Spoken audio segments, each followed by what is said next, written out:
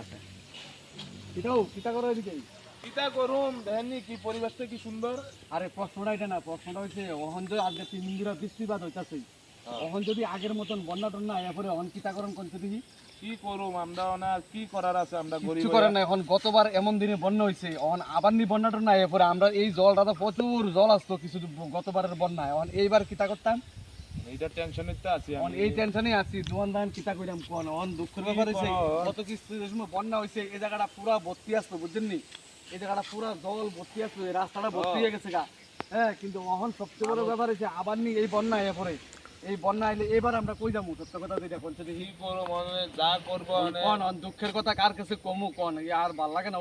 ওখানে এই দেন কালকা ধরে এই আকাশের অবস্থাটা এমন মেঘলা হয়ে আছে অন কিতা করেন দেবো কিছু তো করার নাই ভগবানের উপর কারণ সবাই রাত নাকিটা